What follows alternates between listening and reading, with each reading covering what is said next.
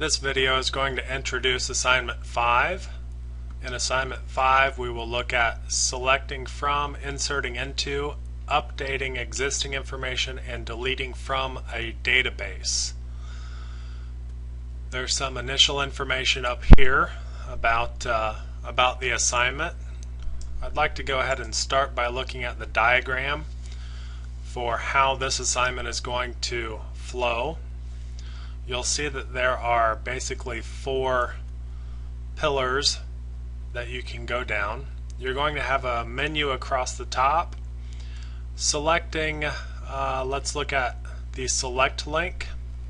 Will bring you down here where it displays a select page that selects information from 2 different tables in the database. So it interacts with the database and displays it on the page.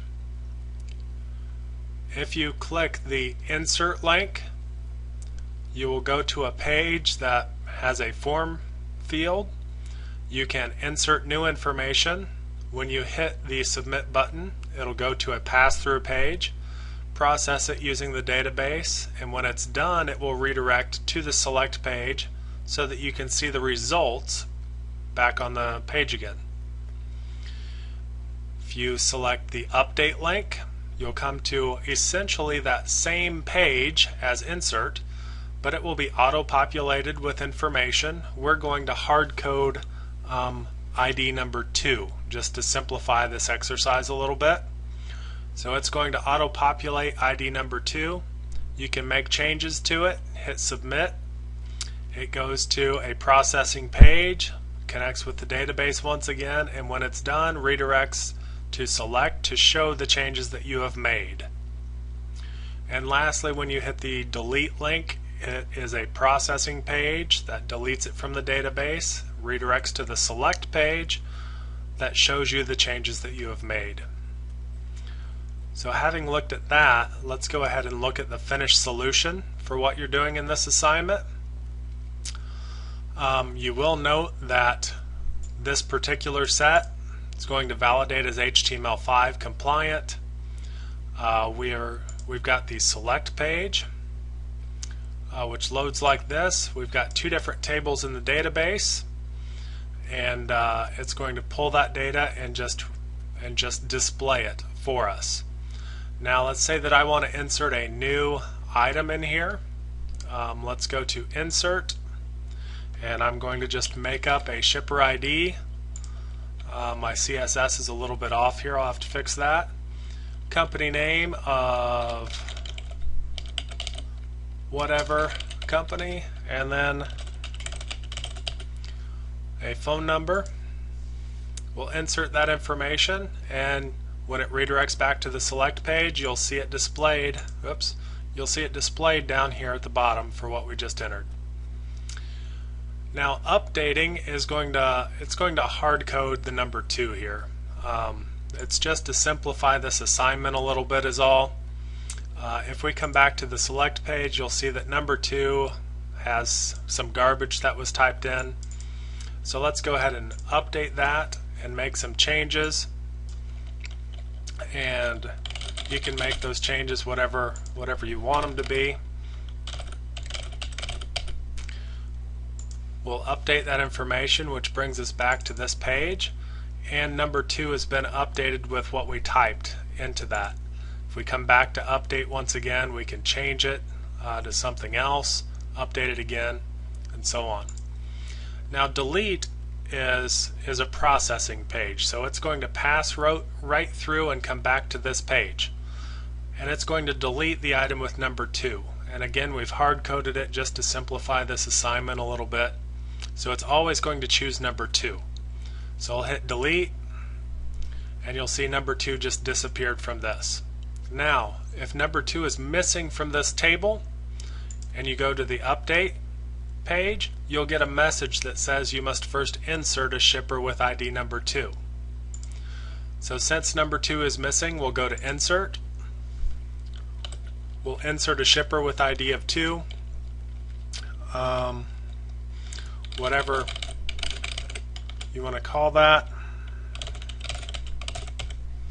We'll enter a new phone number, insert that information.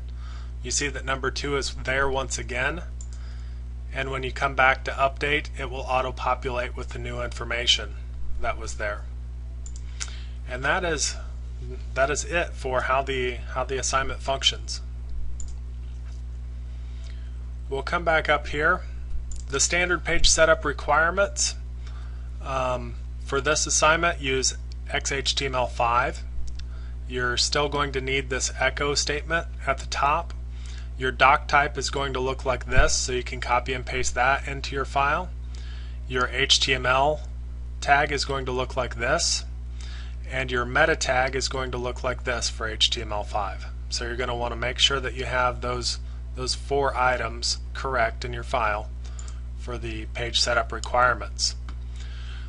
In terms of the files that you're going to actually turn into your folder, you're going to have an index page, a select page, then you have an insert and a do insert, an update and a do update, and a delete page.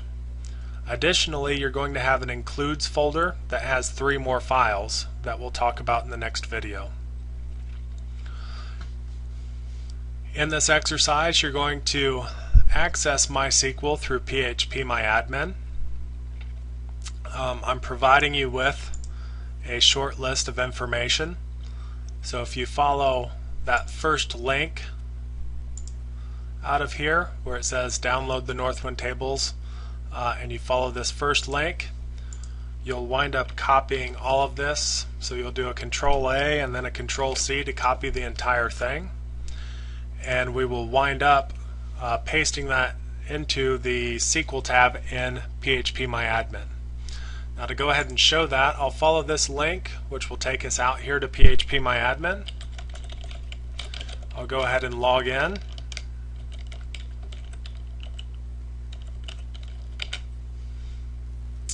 Once I'm logged in, you can see that I can see all of the databases here, and I will want to come to my particular database, and in the SQL tab I'm going to want to hit Control-V and then just hit go. Now I'm pretty sure this is not going to work for mine because I already have those tables. So for me, I've got to do something a little bit different. I'm going to come back over here, and I've got this other script link that just has a couple of lines in it that will allow me to drop that information. So I'm going to do a Control-A and a Control-C to copy that, and again on my SQL tab I'm going to paste those in, and over here you're going to see this table and this table disappear, and it's going to drop those tables from my database. Yes, I'm sure I want to drop those, and you'll see that those tables are now gone. If I come back to this SQL tab,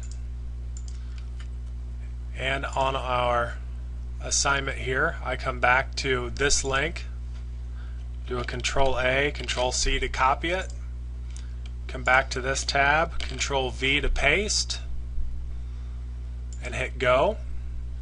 Now you'll see that I have those tables over here once again. Something I want to point out is notice that the table name is lowercase here. Even though I typed it here, this seems to be an issue with MySQL. It makes it lowercase. So when we do select statements, we're going to have to use a lowercase e and a lowercase s, and just realize that. And so now when I come back to this, you'll see this information down here update a little bit because I deleted the information that was there, and then I inserted new information, fresh information, and this is what you should start with for this assignment. Moving on down, the rest of the page talks about things that we're going to do in the next video. As always, the code is provided for all of these. The code's provided as images, so you'll have access to look at that as well. And that pretty well defines what you're going to be doing in assignment 5. We'll talk about it extensively in the next video.